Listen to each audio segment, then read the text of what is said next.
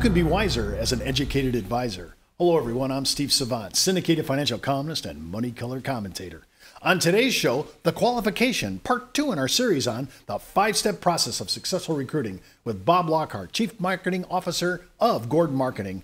Let's get down to business. Well, Bob, we're talking about recruiting, and everybody wants the best recruits. I remember during the Vietnam War, they were recruiting us right out of high school. They said, hey, sign up, be all you can be. That was a recruiting issue. We had colleges coming in. If you were athletic, they were recruiting you in that regard. You were recruiting me because you're a scholar. You're looking for different ways of recruiting. Everybody has a way to bring somebody to their college, and everybody wants the number one person.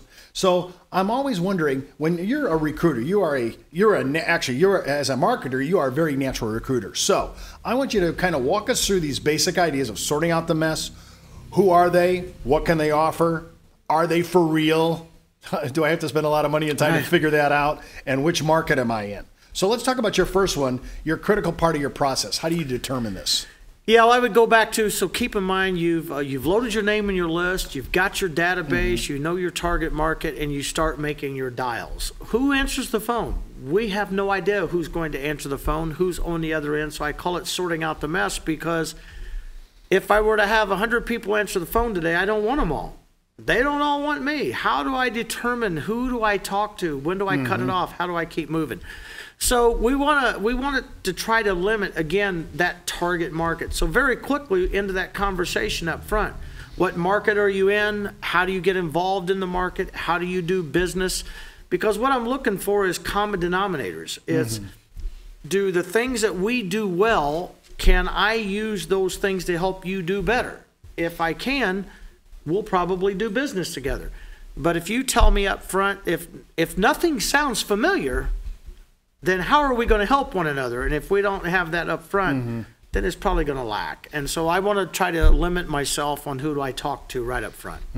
I noticed that you've taken 2 of our, what I would have to say, our perimeter negative people groups, for a nice way of saying it.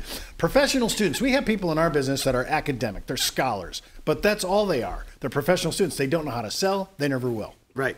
So talk to me about, how do you get away from spending so much time with people who want to pontificate on how much they know? Yeah, we've all had the producer, the agent, so to speak, that comes in the office and, and it sounds like exaggeration, but 6 weeks later, they're still studying the fine print. And we all need to understand the fine print. We get it. But they're studying, and they're not doing. And so I like to arrange my interview, so to speak, if it's on a phone or if it's in person with a new salesperson or somebody looking at our industry. I'm going to try to find that out up front. What's the last project you were involved in? What's the last job that you did? How long did it take you to get there? I'm going to try to ask questions without saying, hey, Steve, do you produce or do you just study all day? Because that would offend you.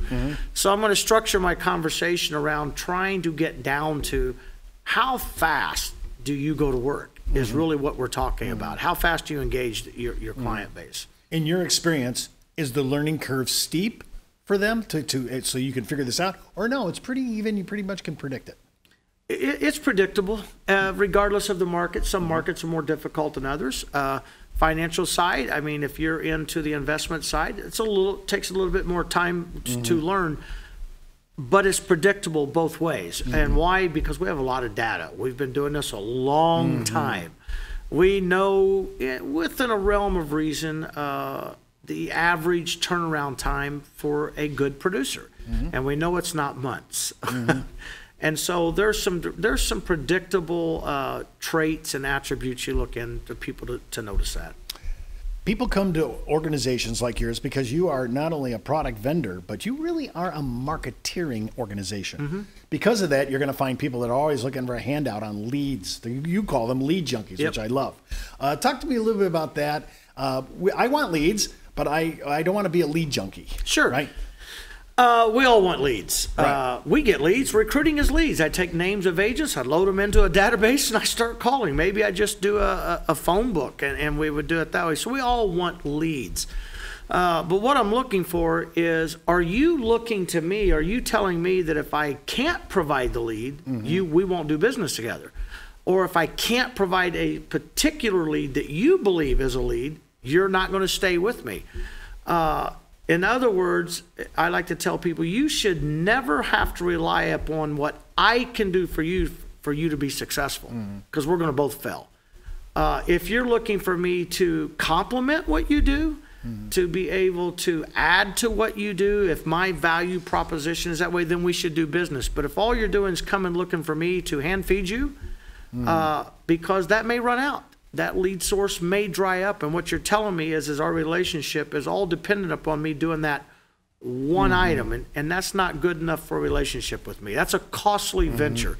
I'm going to spend a lot of money and get very little in return. And I think we all believe in rewarding real leads to our producers who are Absolutely. loyal to us. Absolutely. Why isn't that? And that's not a hard concept when you think about it. All right, well, listen, when I'm listening to some person recruiting somebody, one of the big numbers is always, how long have you been in the business? The odds are, and I'm asking you, the guy says 2 years. I don't know if I want to be the manager of a rookie. Talk to me. Yeah, and this is another one of those questions, by the way. It's kind of like asking during an interview of a senior market type product, how's your health? And the response is, it's great, as long as I take all this medication. So Right. how long have you been in the business? If you didn't build that front end relationship, you may not get a true answer here.